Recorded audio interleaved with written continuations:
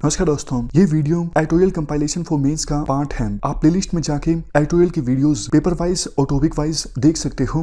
और अगर आप दिसंबर 2019 के बाद की वीडियोस को देखना चाहते हो तो वीडियो के नीचे मौजूद ज्वाइन बटन की सहायता से आप मेंबरशिप को ज्वाइन कर सकते हो। चलिए डिस्कशन स्टार्ट करते हैं। आप जीएस पेपर 2 के इस टॉपिक से आर्टिकल को रिलेट कर सकते हो। ये आर्टिकल लिखा गया है अमिताभ मट्टू के द्वारा। देखो, आपको याद होगा जून में हमने ड्राफ्ट नेशनल एजुकेशन पॉलिसी 2019 के बारे में डिस्कस किया था। ये वीडियो आप देख लीजिएगा अगर नेशनल एजुकेशन पॉलिसी 2019 के ड्राफ्ट को आपको जानना है, क्योंकि इस पूरे आर्टिकल में अमिताभ मट्टू ने इसी ड्राफ्ट पर कमेंट किया हुआ है। वेरियस जो एलिमेंट्स हैं इस ड्राफ्ट के, उन पर एक एक दो लाइन के कमेंट किए हैं अमिताभ मट्टू ने। जैसे शुरुआत में वो बोलते हैं, देखो एजुकेशन एक नेसेसरी पब्लिक गुड है, जैसे फ्रेश एयर। तो सरकार को ये प्रयास करना चाहिए, कोई अमीर हो, गरीब हो, किसी भी धर्म का हो, रूरल एरिया का हो, अर्बन एरिया का हो, सबको क्वालिटी एजुकेशन की एक्सेस मिले। मतलब क्वालिटी एजुकेशन अफोर्डेबल होनी चाहिए सबके लिए। नेक्स्ट पॉइंट, एजुकेशन पॉलिसी का एम देखो ये होना चाहिए, सिटीजन्स सेंसिटिव, क्रिएटिव और अपराइट बने। ऐसा रास्ता सिटीजन्स चुने जो अभी तक बहुत कम लोगों के द्वारा चुना गया है। मतलब वो इनोवेशन की तरफ फोकस करें, टेक्नोलॉजिकल रेवोल्यूशन की तरफ फोकस करें। अभी देखो प्राइवेट इंस्टीट्यूशंस क्या करते हैं, उन्होंने एजुकेशन को एक कमोडिटी बना दिया है कि आप इस कॉलेज में एडमिशन लोगे तो आपका स्टेटस हाई हो जाएगा। और हमारे देश के यूथ को सिर्फ ह्यूमन कैपिटल के तौर पे देखा जाता है। देखो, एजुकेशन को प्राइवेटाइज करने से बदलाव नहीं आएगा, ये सभी समस्याओं का समाधान नहीं है। जितने भी डेवलप कंट्रीज हैं उनमें सरकार ने एक अहम भूमिका निभाई है सबको एजुकेशन प्रोवाइड करने में। आप जर्मनी का एग्जांपल ले लीजिए, फिनलैंड का एग्जांपल ले लीजिए, वहाँ पे एजुकेशन फ्री है, सरकार ने अपने हाथ नहीं खींचे हैं। लेकिन इंडिया में सरकार के द्वारा हाथ खींचे जा रहे हैं और एजुकेशन में प्राइवेटाइजेशन पर सरकार ज़्यादा फोकस कर रही है। उसके बाद next point, draft national education policy में ये कहा जाता है टीचर्स को एम्पावर किया जाए, टीचर्स को रिस्पेक्ट दिलवाई जाए, डिग्निटी, ऑटोनॉमी दी जाए, और इसके साथ साथ ये भी इंश्योर किया जाए कि क्वालिटी एजुकेशन टीचर्स प्रोवाइड करें और इनकी अकाउंटेबिलिटी भी फिक्स हो। तो आर्टिकल में कहा जाता है ये देखो अच्छी चीज़ है जिसको एक्नॉलेज किया गया है ड्राफ्ट नेशनल एजुकेशन पॉलिसी में। लेकिन इसके साथ साथ सरकार को ये भी रिकॉग्नाइज करना चाहिए था ड्राफ्ट नेशनल एजुकेशन पॉलिसी में कि टीचर्स की ऑटोनॉमी इरोड कैसे होती है, कैसे यूनिवर्सिटी के द्वारा टीचर्स की कार्यप्रणाली में इंटरफेयर किया जाता है या फिर डिटेल्स दी जाती हैं टीचर्स को। और टीचर्स अगर डिबेट में भी शामिल हों तो इसे गद्दारी माना जाता है, इसे ट्रीजन माना जाता है।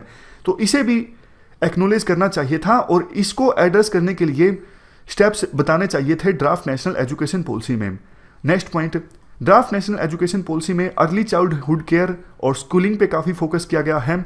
लेकिन देखो इसके लिए आंगनवाड़ीज को सुधारने की आवश्यकता थी। आंगनवाड़ीज में प्रॉपर फैसिलिटीज़ नहीं मिल पाती, वहाँ पे जो आंगनवाड़ीज़ को ऑपरेट करती हैं उनके पास प्रॉपर ट्रेनिंग नहीं होती। तो इनको समाधान करने के लिए कुछ नहीं कहा गया है ड्राफ्ट नेशनल एजुकेशन पॉलिसी में। राइटर ये भी कहते हैं, देखो पीस मील अप्रोच से, मतलब थोड़ा थोड़ा करके आप बदलाव लाओ या फिर एड होक चेंजेस लाओ, कभी आपने क्या कर दिया, कभी कुछ कर दिया, इससे सिस्टम इंप्रूव नहीं होने वाला है। आपके पास एक विजन होना चाहिए, जैसा हमने पिछले इकोनॉमी के डायरेक्शन में आर्टिकल में डिस्कस किया था कि किस डायरेक्शन में आप कैसे मूव करना चाहते हो, कब कब आप चीज़ों को इंप्लीमेंट करोगे, कैसे। आपके पास एक प्रॉपर विजन होना चाहिए। ऐसा विजन हमारी ड्राफ्ट नेशनल एजुकेशन पॉलिसी में नहीं शो हो रहा है।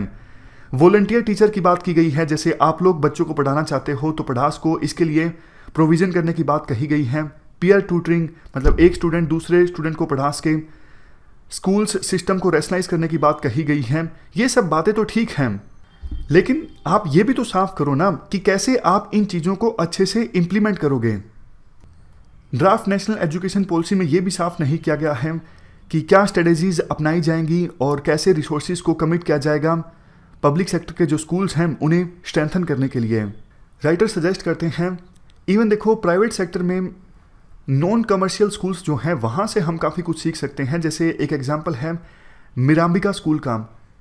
ये स्कूल देखो काफ़ी अच्छा है, यहाँ पर होलिस्टिक चाइल्डहुड एजुकेशन पे फोकस किया जाता है। तो इस स्कूल से काफ़ी प्रैक्टिसेस को अडोप्ट किया जा सकता है सरकारी स्कूल्स में, और ये जो स्कूल हैं वो मदर एंड श्री अरबिंदो की राइटिंग से प्रभावित हैं। इसके अलावा ड्राफ्ट नेशनल एजुकेशन पॉलिसी में एक नेशनल रिसर्च फाउंडेशन को इस्टेब्लिश करने की बात कही गई है ताकि रिसर्च का जो इकोसिस्टम है यूनिवर्सिटीज़ में उसे इम्प्रूव किया जा सके। राइटर कहते हैं अच्छी बात है, लेकिन नेशनल टेस्टिंग एजेंसी को जिस प्रकार से क्रिएट किया गया है तो शक पैदा होता है कि नेशनल रिसर्च फाउंडेशन कहीं यूनिवर्सिटीज़ की ऑटोनॉमी को ख़त्म ना कर दे, क्योंकि देखो नेशनल टेस्टिंग एजेंसी अब एंट्रेंस टेस्ट लेती है, और पहले जो यूनिवर्सिटीज़ और उनके डिपार्टमेंट्स की जो ऑटोनॉमी हुआ करती थी एडमिशन से संबंधित और इवन रिसर्च से संबंधित, वो अब ख़त्म हो गई है क्योंकि नेशनल टेस्टिंग एजेंसी एग्ज़ाम्स लेने लगी है, एंट्रेंस एग्ज़ाम।